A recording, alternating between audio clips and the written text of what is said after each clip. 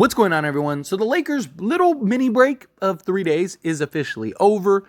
Lakers need to go get this win. They have a back-to-back against the Detroit Pistons, followed by the Utah Jazz. And we need this because you have teams like the Golden State Warriors that are right on our tail. We are now only half a game ahead of the Warriors, and we could end up dropping to the 10th seed if we drop one of these games. We got to get this. We got to keep pace, and we also got to catch these other teams. I mean, the Dallas Mavericks, Sacramento Kings, and the Phoenix Suns, as well as the New Orleans Pelicans. We are 4 games back of the 5th seed. We are 3.5 games back of the 6th seed. You win both of these games, all of a sudden we're like 2.5 games back. We're right in the fight, right there. Obviously, you need some of these other teams to continue to lose, some of these teams to have go on a losing streak just because we win. But if we handle our end, you got to just trust that everything else will fall into place.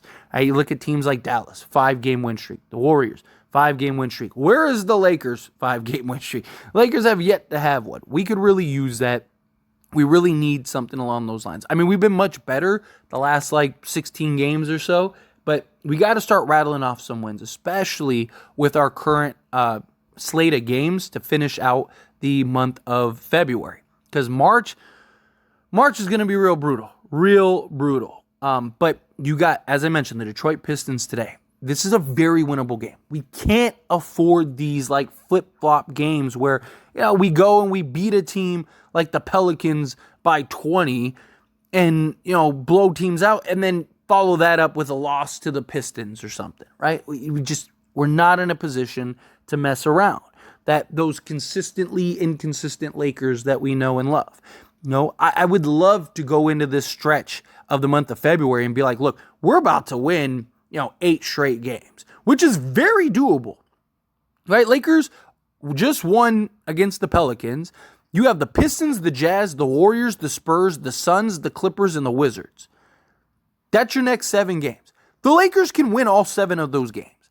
The Pistons, the Jazz, the Spurs, and the Wizards, those 4 games, without a doubt, should be gimme games. Nothing's a gimme in the NBA, obviously. But the Lakers should win those games, without a doubt.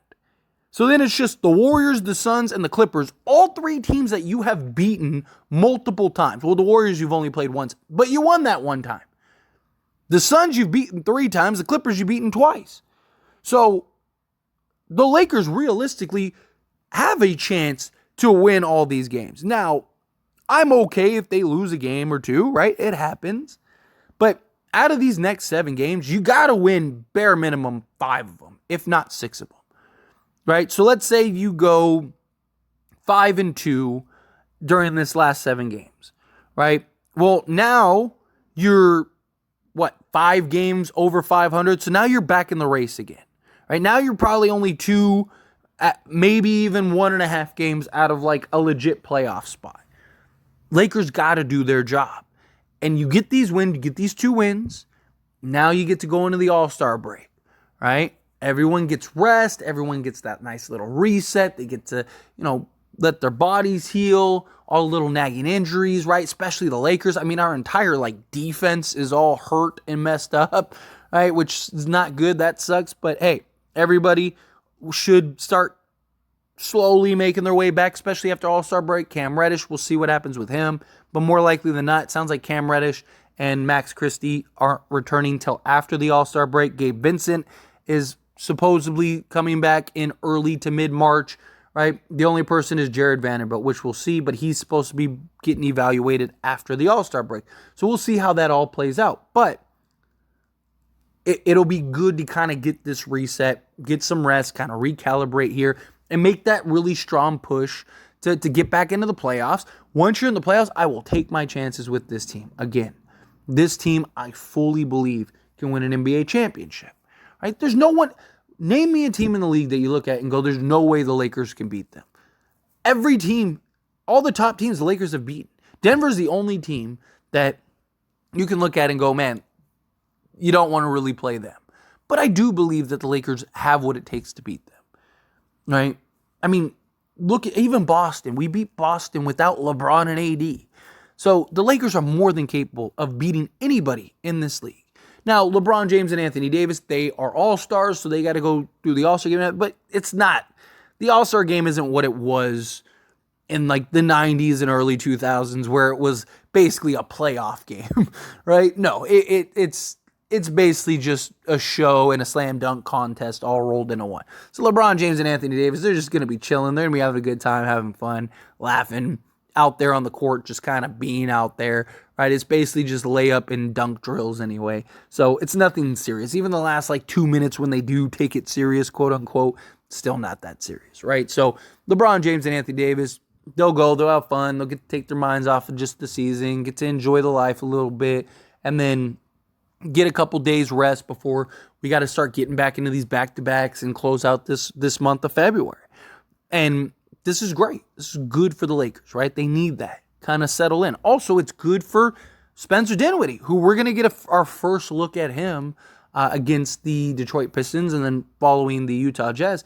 Like, that's going to be great. This is a guy that can make a real impact. This is a guy that can be a real player for the Lakers. Talk about a starting level talent that can give you 17 points a game, give you 6 assists and 5 rebounds, right? I mean, it's a guy that it was this time last year, he was shooting almost 41% from 3. Even with Brooklyn, last season, again, this season he's been pretty rough, but even last season, he was averaging 16 and 9 for Brooklyn. He's a guy that's been checked out of Brooklyn. They've had their issues, have their problems. I expect him to be better. Also, he had his most efficient season of his career playing alongside Luka. A lot of that was because he got to go one-on-one a lot, which he's an excellent one-on-one player. And he got a lot of wide open looks. So talk about a guy that is now going to get to play alongside LeBron James and Anthony Davis, who are two of the best guys at drawing attention and drawing defenses. Spencer Dinwiddie's going to have the easiest time he's probably ever had in his career. And then on top of that, you have guys like D'Angelo Russell who are good at setting guys up and getting guys in position and making plays. And even Austin Reeves can do a little bit, right? So he's basically going to be, at best, probably the 4th option. At worst, he's probably the 5th. And talk about a guy that is a real starting level talent that has, on pretty much every team he's been on, been a top 2 to 3 option. And so you're getting that guy who has familiarity. He's been good in the playoff, right? It's a guy that can have a real impact. I'm not saying he's a guy that's going to just single-handedly turn the tides for the Lakers, but he's another piece that you can add to this team that if they put it all together, they figure it out, and they actually do what they need to do, he's another guy that can be a real factor for this team. Now, obviously, it's his first game with the Lakers, so we need to have some calm, cooled expectations. I would love for him, his first game with the Lakers, go give us 20 points, 5 rebounds, and 5 assists. That'd be beautiful. Give us a 30-point triple-double. I'd love something like that. But realistically, right, he's coming in. He's probably going to be, the 5th, 6th option in this game. Who even knows how many minutes he plays is, Darvin Ham's trying to get him acclimated and adjusted and figured out, right? So also, a lot of times, guys, when they come into a new place, they don't want to step on anyone's toes. So I don't expect him to be as aggressive as he would be, game 10 for the Lakers, where he's like, okay, I need to take over and go do this thing, right? Spencer Dinwiddie knows the deal. He even said it himself in his interview. I'm coming here to be another piece rather than, the guy. And so I fully expect him to have a big game and a big opportunity here on the Lakers and make some impacts. But do our job. It's that simple. Lakers play Laker basketball. Lakers do their job. Lakers play the way that we know that they're capable of playing. Guess what? They're going to win a lot of games. They've won a lot of games lately because they've been more consistent playing their brand of basketball. The Lakers, when they want to play the way that we know that they can play, they are a very good basketball team. Right? I mean, in the month of February, we're 4-1. Our one loss is against the Nuggets. Right? If we keep that pace, we're winning 4 every, 3 we're winning 4 every 5 games or 4 every 6 games. We're going to catch up a lot of ground. And we're going to win a lot of games. And we're going to be in good shape. Lakers are realistically probably going to have to get to maybe 44 or 45 wins, which means they need to win another 17 games at least. And is it possible? Absolutely. Of course they can. Right? But Will they? That's the problem. Right? Will they win another 17 games? If they want to actually get into a playoff, end up being the 6th seed, they're probably going to have to win around 45 games. I thought going into the season that they'd win around 50. I don't really think they're going to win 50 games because that means they'd only be able to lose like 5 games the rest of the way. I don't think that happens. But like I said, I mean, you go and win 5 out of your next 7, right? That puts you at what? You win 5 out of your next 7, that puts you at 33 games.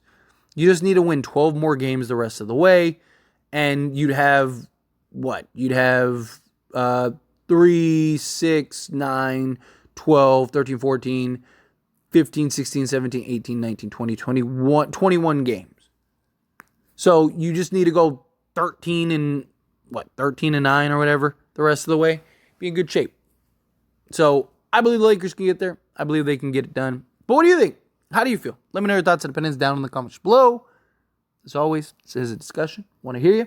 That being said, if you haven't liked this video, hit that like button. Helps me a lot. Lets me enjoy these types of videos, and I truly appreciate it. Not subscribe to the channel, hit that subscribe button. Turn on the bell notifications. Appreciate you all. See you in the next one. Thank you.